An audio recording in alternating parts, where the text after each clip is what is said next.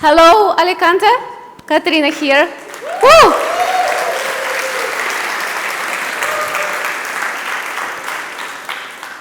What a day. It is the last talk of the day, and after it, you're happy to enjoy beers and drinks. So let's get to it and talk about accessibility.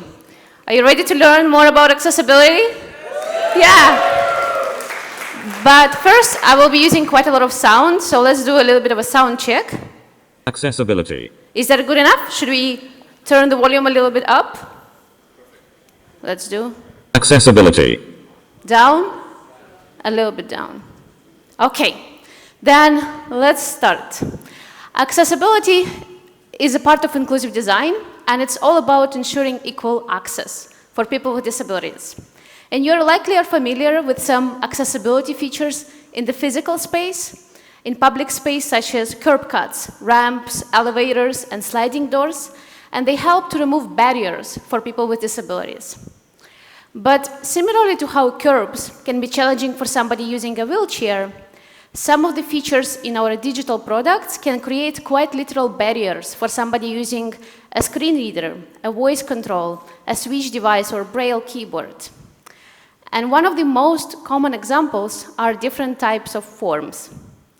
Be it creating an account or logging in, buying and searching for things, sending messages and more, often the only thing standing between the user and their goal is a form, which is exactly what I want to talk about today. And this talk will be a practical guide on how we can build more accessible forms in our products. And I will start by talking a little bit more about how web accessibility works, and then we'll go through different patterns and how to implement them accessibly.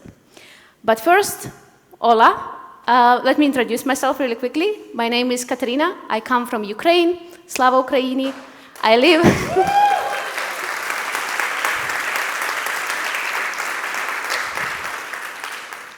in Estonia for the last 4 years, and I work remotely at Buffer as an engineering manager leading our front-end direction.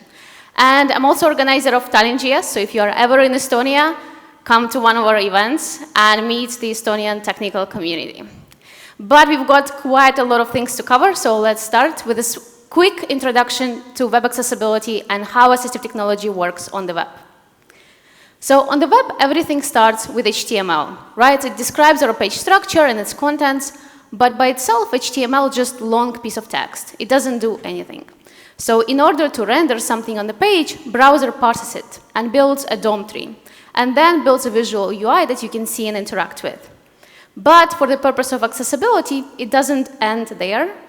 In parallel to this process, it also builds an accessibility tree, which is a subset of DOM tree that contains all important accessibility information about elements on the page, which then gets exposed to assistive technology, such as a screen reader or a braille keyboard, through special API. But it's a lot easier to understand when looking at the example. So for this HTML page, accessibility tree will look something like this. Notice that not all of the elements are present in the accessibility tree. It only includes elements that are meaningful and provide some important information about the page. And everything else, such as this div that we use for styling, is omitted. And each element in the accessibility tree has its role that describes what kind of element it is, what is its purpose, and an accessible name, which identifies this element on the page and is used to announce it, for example, via screen reader. Additionally, it can contain a lot of other attributes that describe its purpose, its state, and communicate kind of more about this element. And you can see all of this in, for example, Chrome DevTools. You can see in the accessibility tab about specific elements, but you can also enable the full page accessibility tree and inspect it further to see how it actually looks like, and it's very useful for debugging. Now, this accessibility tree gets exposed to assistive technology by the browser and is used to navigate the page. And let's see what that might look like. Page. Web content. Heading level 1. Hello. Waving hand. Image. Main. Let's learn about accessibility. Start. Button. As you can see, or rather hear, screen reader announces information straight from the accessibility tree. It uses the role and the accessible name to announce the element and its purpose. And while in this example we navigated the page sequentially, the screen reader users have a lot of shortcuts to help them navigate page by headings, different interactive elements, landmarks, links, and so on. And this is exactly why semantics are so important. They convey meaning behind our code. Because why visually we could make anything in HTML look like a button with some additional CSS, and it would convey all of the visual cues and affordances to a sighted user. If the screen reader would reach it, it wouldn't know that this is actually a button for somebody who cannot see all of the visual cues. So by using semantic elements, like semantic element button here, we convey meaning behind our code, additionally to receiving a lot of built-in behaviors for free. And there's over 100 different HTML elements that we can use that come with a lot of useful built-in semantics, different roles, states, and other attributes. And by using them, we can make our code more meaningful and more accessible. So now, as we understood a little bit more how the assistive technology works on the web and why semantics are important, let's get practical, and we'll use this sign-up form as an example, and I'll walk you through implementing various accessibility features in it. But first, let's start with one low-hanging fruit that is still talked about a lot, is still often missed, is the focus indication. So by default, browsers provide a focus outline for all interactive elements on the page to identify which one is operable right now with the keyboard. But however, often when these indications don't match the aesthetics of the design, they are either completely removed or replaced with something that is barely distinguishable, which makes experience for keyboard users really confusing. Imagine using the interface without seeing your mouse cursor on the screen. So instead, we can customize and create beautiful and legible focus outlines that match our design language, for example, pink in my case, to give it something little extra. But what's more, we also have focus visible pseudo-class in CSS, which is already well supported in all modern browsers. It would make sure that the focus indication is displayed only when navigable via keyboard and not the mouse. Therefore, it lets you achieve best of both worlds, maintaining design aesthetics for all of the mouse users while keeping it very functional and legible for anybody using the keyboard. Now, as we talked about focus indication, let's get into some meatier bits and talk about labeling. Because imagine filling a form like this. It seems confusing, right? Unfortunately, this is the experience for a lot of people who are using assistive technology. In our sign-up form from the example before, we used placeholders to describe inputs. And while it is a common practice, it has several accessibility concerns. First of all, it is a lighter shade of gray, therefore it can be less legible, but then also it disappears as soon as you start typing. So it might be harder for people with cognitive disabilities, for example, to keep track of inputs in the form. But it also has a low support of assistive technology, so a lot of the screen readers won't pick up the placeholder to announce the input. So instead, it's better to have a clear, visible label near the input, and let's see how we can implement it in HTML. There's a label element that we can use, When positioned near the input, it will already visually convey the information, but if we listen right now to the screen reader, it will say, edit text, blank. So you can see it doesn't pick up this label. And it happens because this label is not associated with the input. If we look at the accessibility tree, this input does not have an accessible name right now. So we can bind this label to the input explicitly with for and ID attributes, and in React we would use HTML4 instead. And now the contents of the label will be used as an accessible name for the input. And therefore it can be announced like this. Username, edit text. Perfect. So we can, right now we used explicit binding for input and label, but we can also bind them implicitly by wrapping the label element around the input. But this method is generally less supported by assistive technology, so if you're using this, it's better to still provide for and ID attributes. Now, with labels, our form is already looking a lot more clear, both for users of the assistive technology and for everybody sighted as well.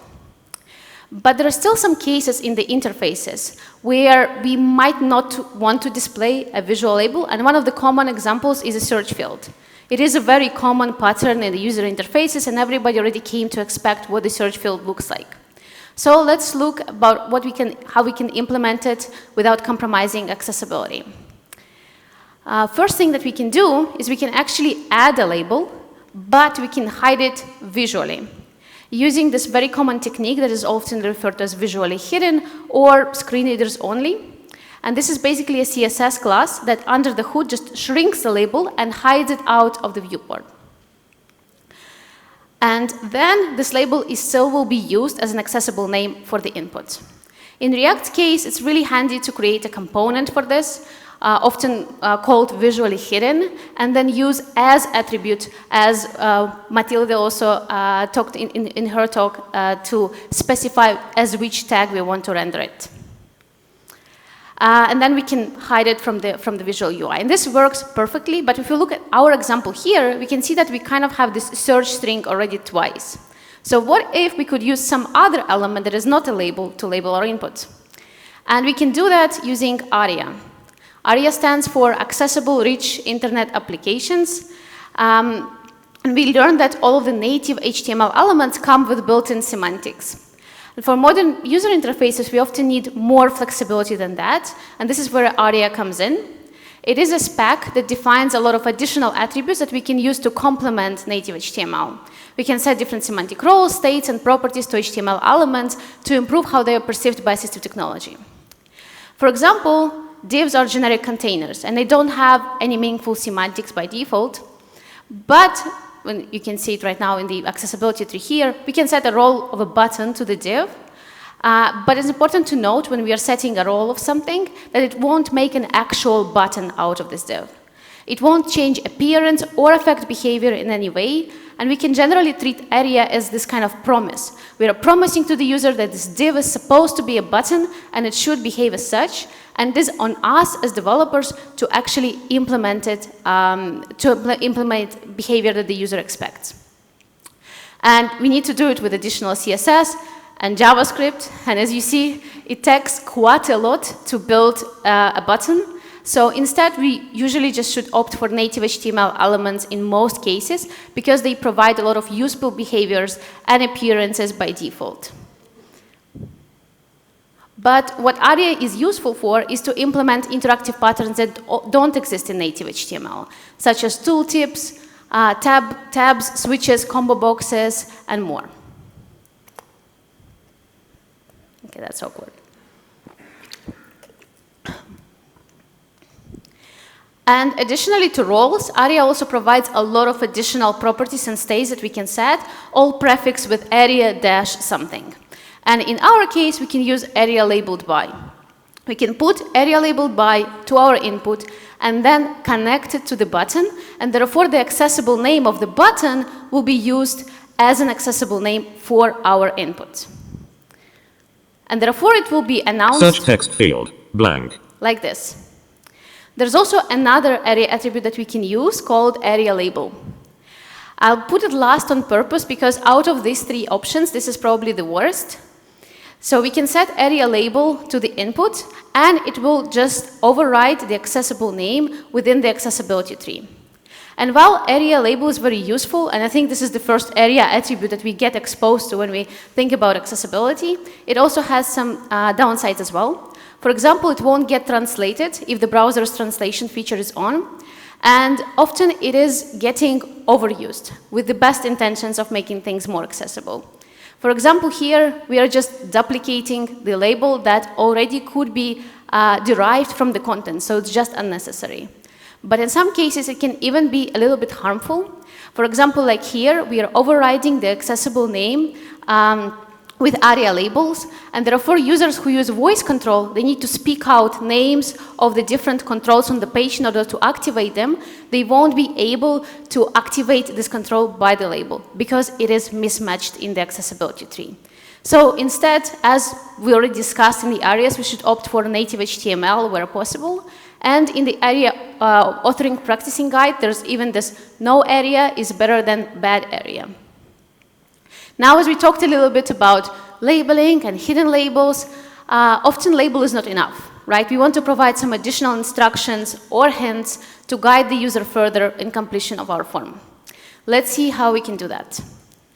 So we often display this underneath the input or underneath the label, and we can render just the text underneath, but often with the assistive technology, screen readers enter what is known as form mode when they encounter a form, meaning that they change their navigation strategy to prioritize all of the interactive elements and therefore skipping everything else.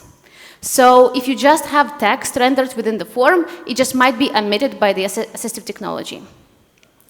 So in order to do that, we also need to somehow connect this description or hint to the input.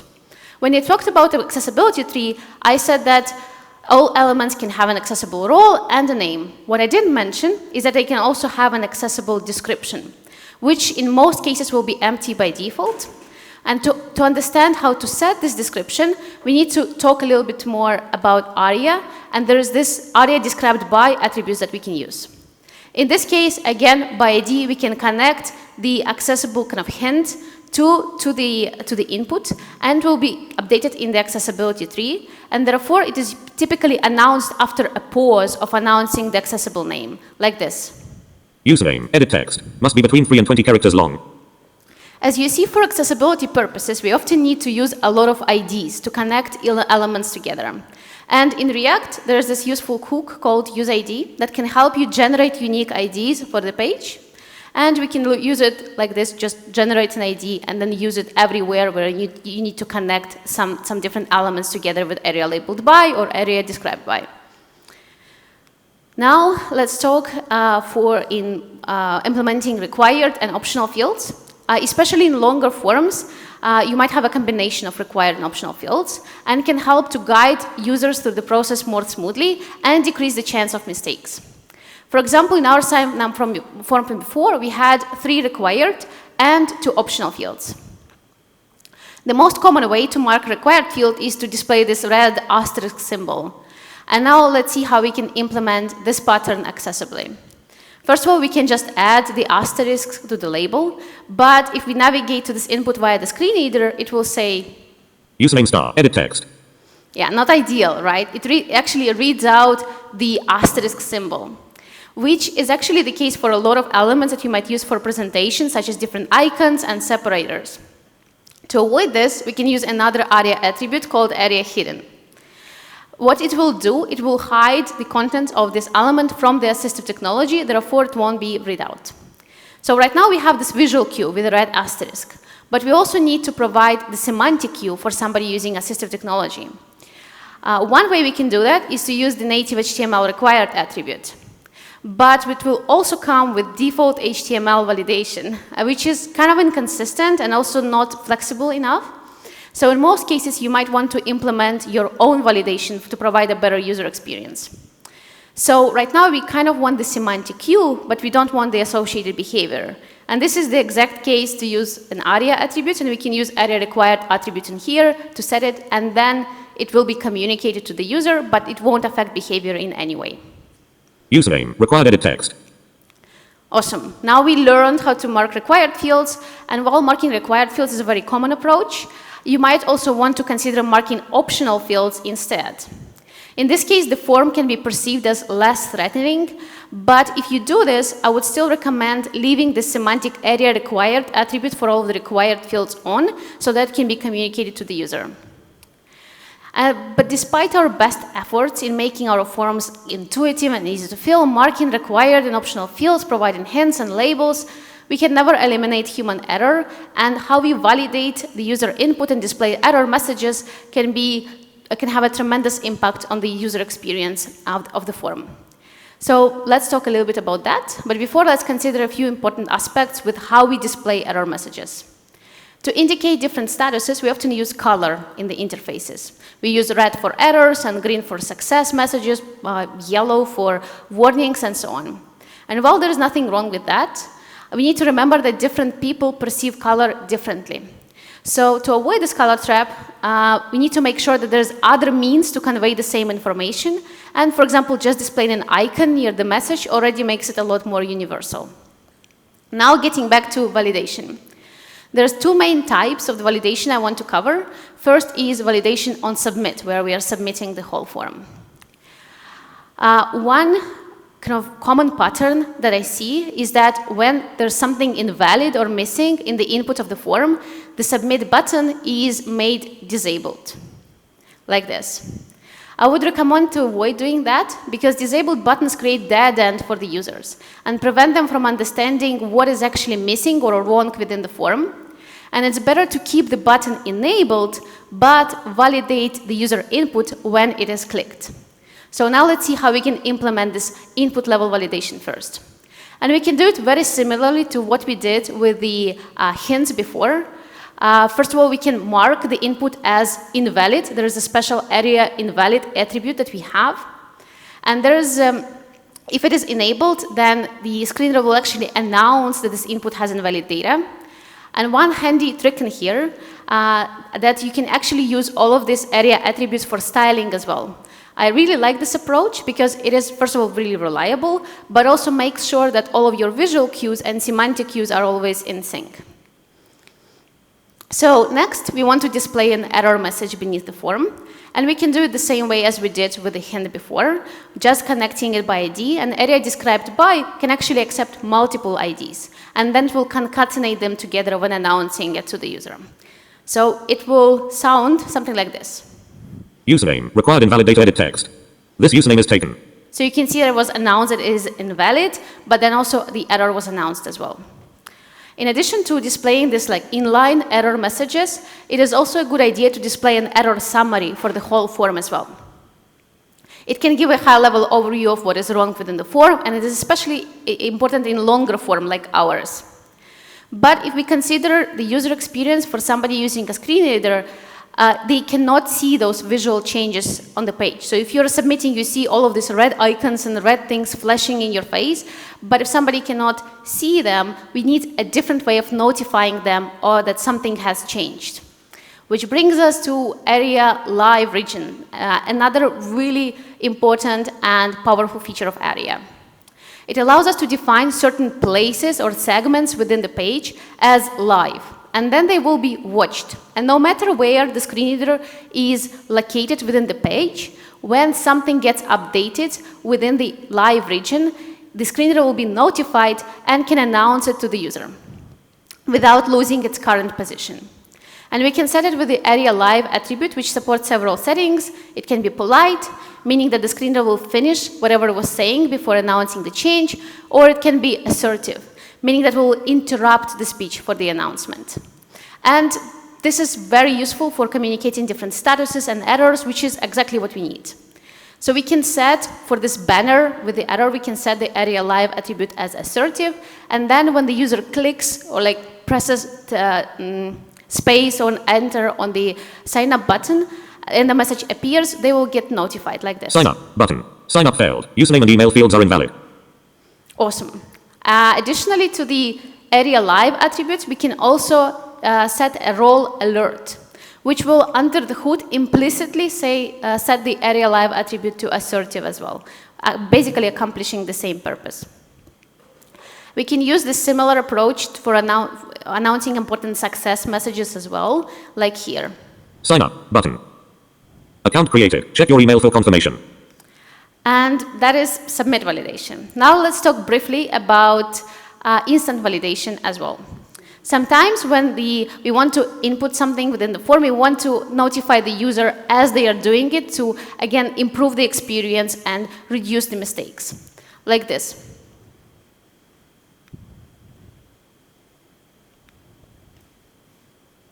Yay. So you can see that we can communicate different statuses, but how we can create the same experience for somebody using the screen reader.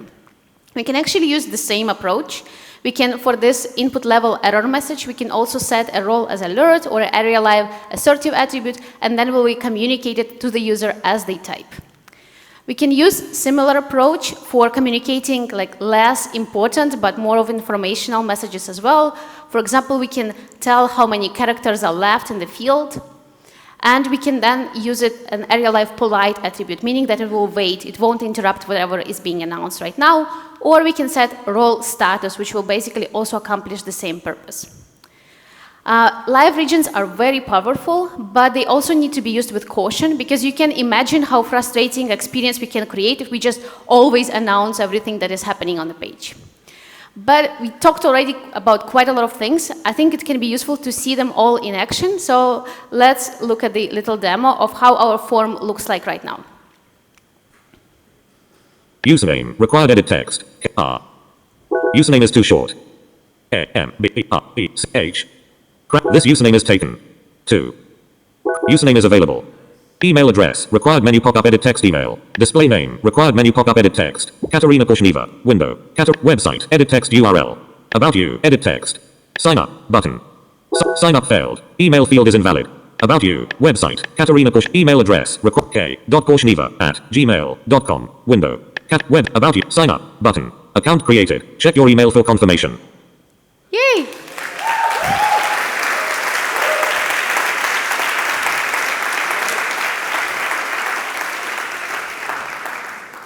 You might have also noticed that there was an autocomplete, which is another feature that I didn't have time to cover, but it also can be really useful, especially for people with motor disabilities when typing something long is difficult.